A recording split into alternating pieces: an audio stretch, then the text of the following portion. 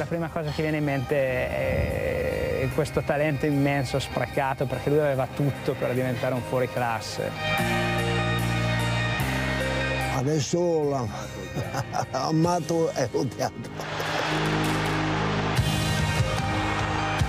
In accordo con la famiglia, se lui faceva degli errori o non si comportava bene, la famiglia lo puniva, diciamo così, togliendogli la partita. Il a fait ce qu'il a fait. Des fois, il faut essayer de comprendre. C'est la vie n'est pas toujours simple pour tout le monde. Et je pense que c'est un garçon qui n'a pas une vie facile.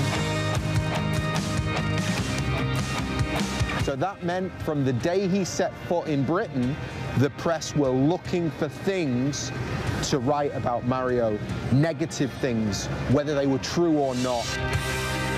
En Italie, Balotelli a été celui qui a cassé l'iceberg.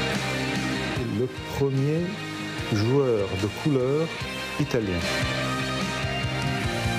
Et donc, il a vécu à 20 ans, à 18 ans, à 19 ans, des moments très émotivement très compliqués. Plus qu'un footballeur, il est un phénomène de société dans son pays. Et la nouvelle star de notre championnat. Un garçon fantasque, aussi talentueux qu'incontrôlable. Mais qui est donc vraiment Mario Balotelli? Enquête sur un footballeur définitivement à part.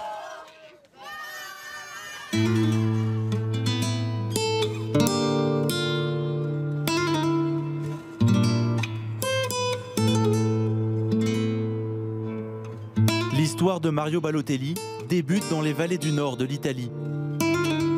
À Brescia, ville industrielle de 200 000 habitants.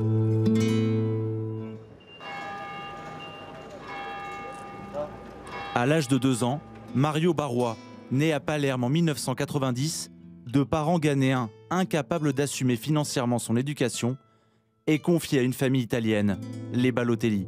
La sua fortuna è stata sicuramente aver conosciuto. Sa chance a sûrement été d'avoir rencontré ses parents adoptifs, la famille Balotelli. Ils ont cherché à bien l'éduquer et à développer son potentiel de joueur de football.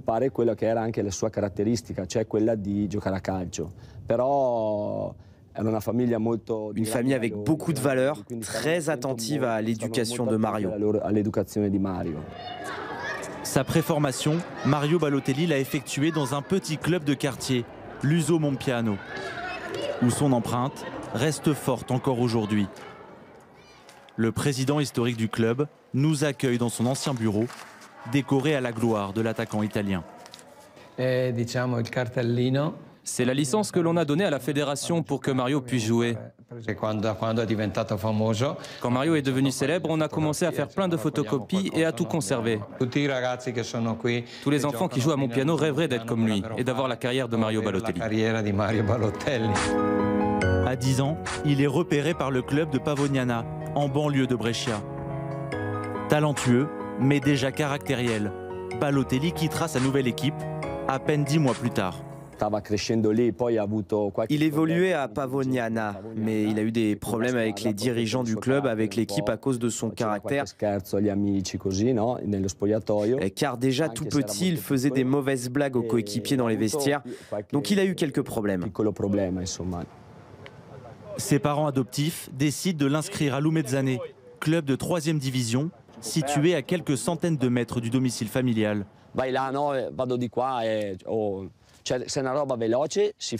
Dario Lazzarin est le responsable de la formation au sein du club.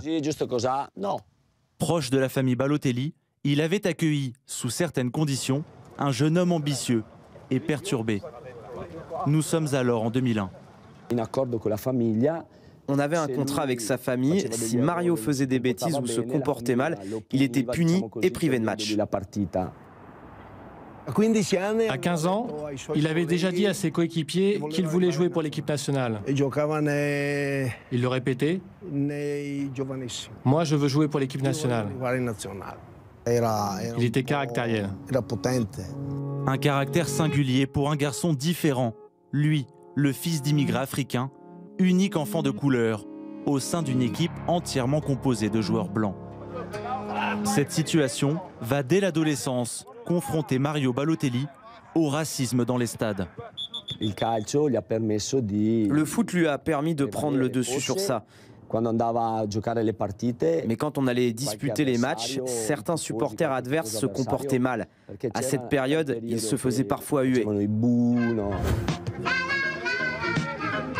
Son parcours, depuis Lumezzane, suscite chez les jeunes autant d'admiration que de crainte. Ça, c'est la photo de Mario Balotelli, qui est venu nous voir l'an dernier à San Andrea pendant que l'on s'entraînait. Il est venu saluer les anciens coachs et nous les joueurs. C'était très émouvant. C'est une bête, il est vraiment impressionnant et je suis très content de l'avoir rencontré. Balotelli me plaît, mais il faudrait qu'il mette de l'ordre dans sa tête. Il pourrait devenir un très grand champion s'il utilisait bien sa tête. Avant, il n'avait pas de fiancée. Il ne sortait pas le soir. Quand il était ici, c'était le ballon et c'est tout. Lorsqu'il est parti à Milan, tout a basculé. À 16 ans, Balotelli quitte Brescia et rejoint l'Inter Milan. Avec Roberto Mancini puis José Mourinho, l'attaquant italien remportera 3 championnats d'Italie et la Ligue des Champions en 2010. Doué, charismatique, provocateur, Mario Balotelli devient un phénomène. Pour les observateurs, les premiers souvenirs de Mario, c'est quand il avait 16 ans, à Lumezzane. Car ce n'était jamais arrivé qu'un garçon de son âge débute en Série C. Et après, on pense tout de suite à ses premiers titres de champion remportés avec l'Inter. La vittoria al campionato primavera con la primavera dell'Inter, lo scudetto primavera. Là, il semblait vraiment prédestiné pour atteindre les sommets. Et tout le monde parlait de lui comme d'un joueur au potentiel hors norme. Un joueur hors norme et un homme imprévisible. Capable de jeter son maillot par terre après une victoire ou de revendiquer son amour pour l'AC Milan, le rival historique. Balotelli agace autant qu'il séduit. Quand il perd ses repères, son comportement est toujours très exagéré. Cela peut provoquer des conflits. C'est un garçon qui n'a pas de demi-mesure. S'il pense qu'une chose est injuste, il trace son chemin. Cela peut arriver comme quand il a jeté son maillot de l'Inter par terre. En 2009, année où il devient l'un des titulaires de l'attaque interiste, les incidents racistes à son égard se multiplient. Insultes et chants hostiles accompagnent presque chaque sortie du jeune attaquant italien. Je me rappelle en particulier ce qu'il s'est passé à Turin en avril 2009, lors de Juventus-Inter, un énorme match. Mario était sur le terrain et tout le stade, enfin pratiquement tout le monde, criait et le huait. Un moment d'incivilité absolue, à tel point que la justice sportive italienne a sanctionné les supporters de la Juventus.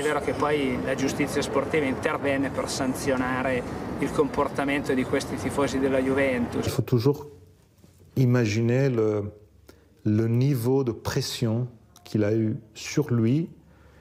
Et en France, je pense que c'est très important de voir cette chose parce que personne en France ne peut imaginer que être noir dans un pays frère comme l'Italie puisse avoir été quelque chose de tellement compliqué. En France, c'est la normalité. En Italie, Balotelli a été celui qui a cassé l'iceberg. Et donc, il a vécu à 20 ans, à 18 ans, à 19 ans, des moments émotivement très compliqués. Il faut toujours, je pense que les Français, les supporters français, quand ils pensent à Balotelli, pensent aussi à cette chose-là. À 20 ans, Balotelli est déjà davantage qu'un joueur de foot. Il est l'un des symboles d'une Italie en pleine mutation migratoire.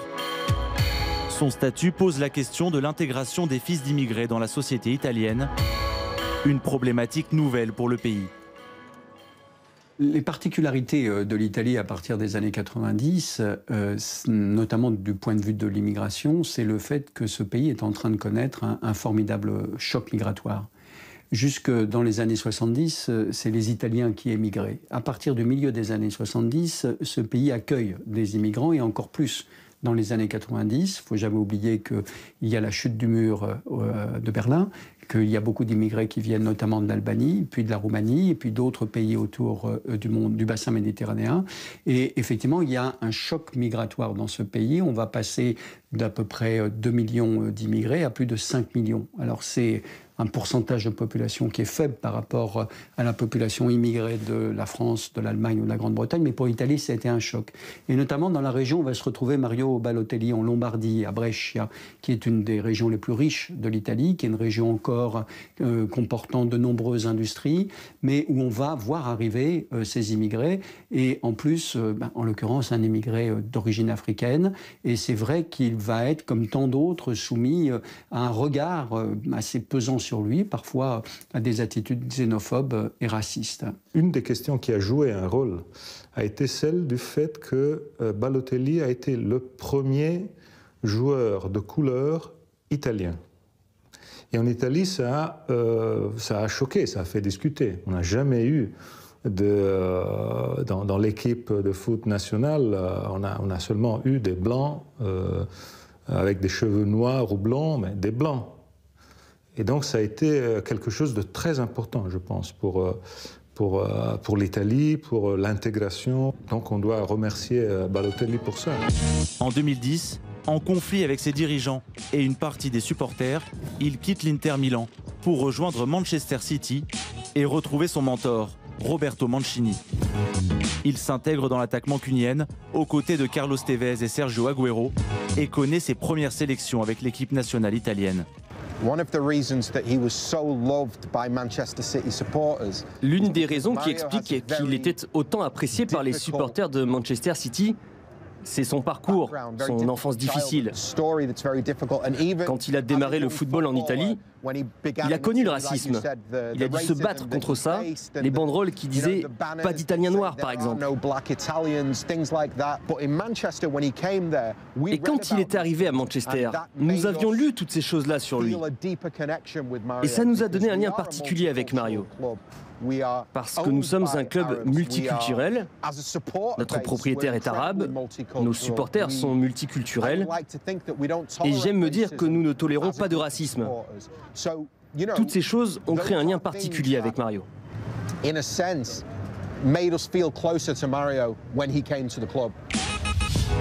Champion d'Angleterre en 2012, il inscrira cette année-là un doublé en demi-finale de l'Euro contre l'Allemagne.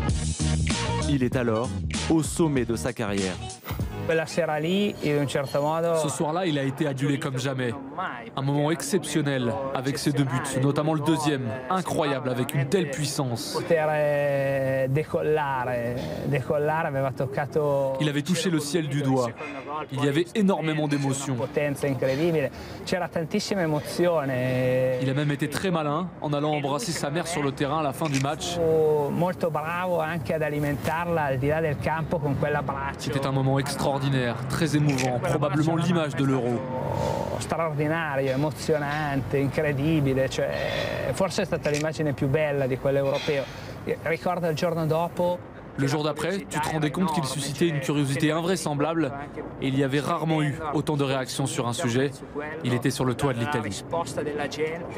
Raramente era stata così forte per un argomento. Quindi noi ovviamente in quel momento insomma era sul tetto d'Italia. C'est quelqu'un de controversé qui peut parfois être agaçant pour les supporters, mais dans le même temps nous l'adorons. Parce que, vous savez, dans le football aujourd'hui, personne ne sort du cadre. Tout est très professionnel. Mario était différent, il donnait l'impression de venir d'une autre planète. Brillant sur le terrain, il se distinguera aussi, comme souvent, par ses frasques extrasportives. En 2011, il met le feu à sa maison en tirant des feux d'artifice. La même année, son club lui inflige 100 000 € d'amende pour avoir tiré des fléchettes sur des jeunes du centre de formation. Les tabloïds traquent dès lors ses moindres faits et gestes. Ces histoires alimentent régulièrement la presse à scandale. L'attaquant italien serait venu en aide à un enfant qui était harcelé dans son collège. il aurait donné 1000 livres à un SDF. Des histoires invérifiables, jamais confirmées, ni fermement démenties par l'intéressé. Assam Naïm est un blogueur influent du club de Manchester City. Chaque semaine, son podcast est écouté par des milliers d'auditeurs. À Paris, où nous l'avons rencontré, il se souvient du traitement médiatique infligé à l'attaquant mancunien. Les médias britanniques n'ont pas la réputation d'être les plus compatissants et délicats du monde.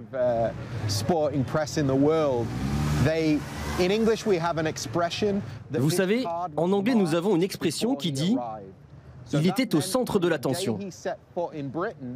Et depuis le jour où il est arrivé, la presse a toujours cherché des histoires à écrire sur lui, des histoires négatives, qu'elles soient vraies ou fausses d'ailleurs. À City, son aventure s'achèvera une nouvelle fois à la suite d'un conflit avec son entraîneur. Lors d'un entraînement, une altercation l'oppose violemment à Roberto Mancini, qui l'a pourtant toujours soutenu. Le technicien italien résumera la complexité de la relation tissée avec son joueur. Nous sommes très tristes, car Mario était un joueur important pour nous. Vous pouvez être en colère parfois contre lui, mais il redevient vite un type adorable. En 2013, il quitte Manchester City pour l'AC Milan.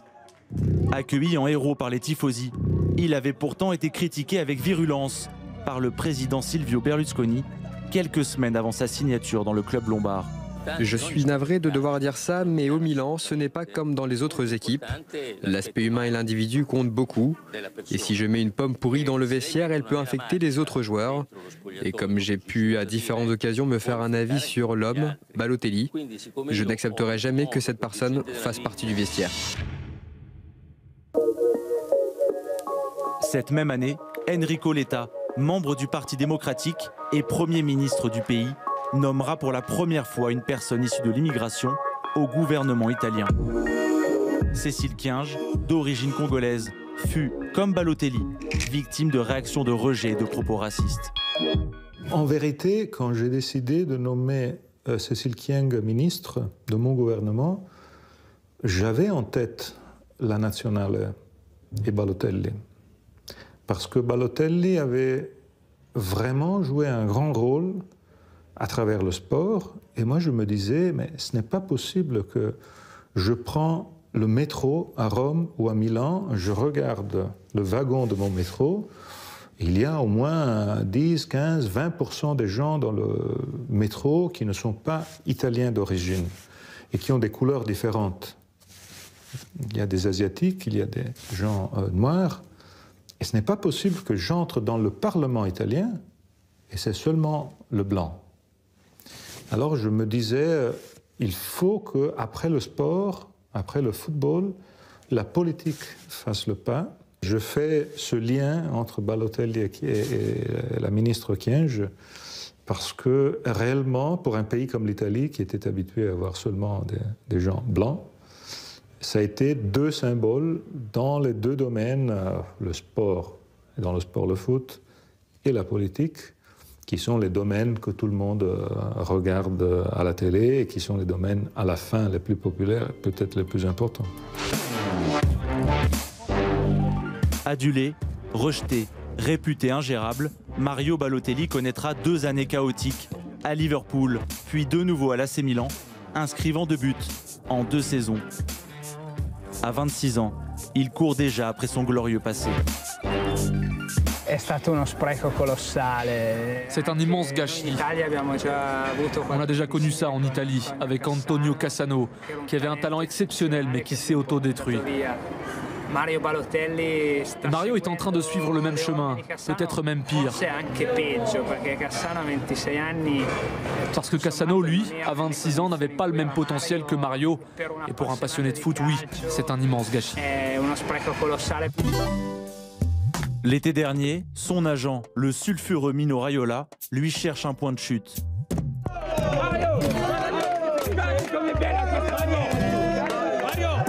Aucun club en Europe ne souhaite enrôler un joueur à la réputation d'incontrôlable. En France, il sera proposé à Nantes et Bordeaux. Le président lyonnais Jean-Michel Aulas, qui a depuis démenti cette information, aurait souhaité le faire venir à Lyon. Jean-Pierre River prendra l'initiative de contacter l'agent de Balotelli durant l'été et s'appuiera sur un joueur niçois pour jouer les médiateurs avec l'attaquant italien, le défenseur Mathieu Baudemer, déjà à l'origine de la venue d'Hatem Ben Arfa un an plus tôt. Pendant 2-3 mois, j'ai approché Mino Raiola, effectivement, je lui ai dit tiens, j'ai besoin d'un attaquant qui est en souffrance, mais je n'ai pas dévoilé tout de suite Balotelli, donc il m'a envoyé des joueurs comme ça, bon, aucun qui était très intéressant. Et puis un jour, j'ai un peu plus poussé, et puis j'ai dit mais tu sais pourquoi pas Mario chez nous, donc c'était pour se fermer. Et puis bon, j'ai continué, j'ai relancé, puis un jour j'ai donné tous les arguments pour lesquels il pourrait avoir un intérêt d'avoir Mario chez nous. Bon, il n'y a toujours pas de retour, donc un jour j'ai dit écoute, parle au moins de Nice à ton joueur. Voilà. Et un jour j'ai su qu'il avait parlé de Nice à son joueur, puisque un de mes propres joueurs, Mathieu Baudemer, a eu un coup de fil un jour d'un autre joueur qui lui a dit écoute, Mario cherche des infos sur Nice, est-ce que tu peux m'en donner? C'est Mamadou Sakho qui m'a appelé tout simplement, en me disant que Mario était peut-être intéressé par le projet de Nice il y a un petit moment, et qu'il voulait me parler pour que je lui donne un maximum d'indications. Donc on a échangé pendant quasiment 15 jours. Voilà, j'étais en relation avec le président quasiment tous les jours aussi pour lui redonner les informations qu'il y avait par rapport à Mario. Mais voilà, dès le premier contact, j'ai senti qu'il avait vraiment envie de venir et qu'il voulait surtout se relancer. Et à ce moment-là, quand j'ai su que le joueur s'intéressait à Nice, j'ai rappelé Mino Raiola, j'ai dit écoute, il faut absolument que je rencontre ton joueur. Donc il m'a dit non, mais ça sert à rien. J'ai dit écoute, je veux le voir. Ouais, ça ne te coûte rien, je le prends en charge, il vient me voir, je le rencontre, on parle, on discute et on voit. Tout le monde l'annonçait comme quelqu'un d'un petit peu respectueux, mal élevé entre guillemets. Voilà, quand elle m'a appelé la première fois, elle m'a dit j'espère que je ne te dérange pas, de prendre 5 minutes. À la fin, elle m'a remercié 10 fois. Voilà, quelqu'un de très, très respectueux, très poli. Et voilà, elle m'a dit simplement qu'il avait envie de jouer, il avait besoin de se retrouver dans une équipe où on avait confiance en lui, de retrouver avec des partenaires qui avaient confiance en lui. Voilà, après, je lui ai vendu le projet de Nice, qu'on avait une équipe jeune, qu'on avait fait une belle saison, qu'on avait l'Europa League, qu'on avait un beau stade, qu'on avait une belle région. Voilà, toutes ces choses-là, que le coach pourrait faire progresser, qu'avec le président, il aurait une belle relation comme a pu l'avoir à terre. Et voilà, ça s'est fait. Après, je pense que le président fait un effort financier aussi, peut-être plus conséquent qu'à Thème, mais voilà, l'envie venait de Mario aussi à la base. Lors de notre reportage, nous avons rencontré la mère adoptive de Mario Balotelli, veuve depuis l'an dernier, qui habite toujours le modeste 3 pièces familial en périphérie de Brescia. Afin de préserver la tranquillité de son fils, elle n'a pas souhaité s'exprimer devant notre caméra, mais nous a confirmé une chose, le rêve de son enfant de réintégrer l'équipe nationale italienne. Je pense qu'il peut avoir l'influence qu'a eu Ibrahimovic en termes de buts marqués et de talent. Il peut démontrer pourquoi, à 18 ans, 19 ans, il était considéré comme potentiellement l'un des plus grands joueurs des 10-12 prochaines années. J'ai quand même du mal à imaginer un retour de Mario dans une grande équipe, parce qu'il a connu l'échec beaucoup de fois. C'est très dur de dire aujourd'hui s'il reviendra dans un grand club, car cela s'est mal passé à la fin à l'Inter, au Milan, à City, à Liverpool. Donc pourquoi, objectivement, on devrait dire que ça irait bien maintenant? Mais il se pourrait que cela se passe bien à Nice et qu'ensuite il revienne en équipe nationale, car il y a une chose à laquelle il est très attaché, c'est le maillot de l'Italie.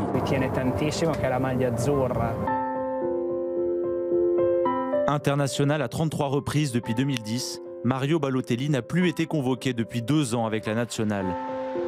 Auteur d'un début de saison prometteur, le phénomène italien semble retrouver son niveau et le plaisir de jouer. Mais avec lui, tout reste imprévisible. Il sera, pour toujours, un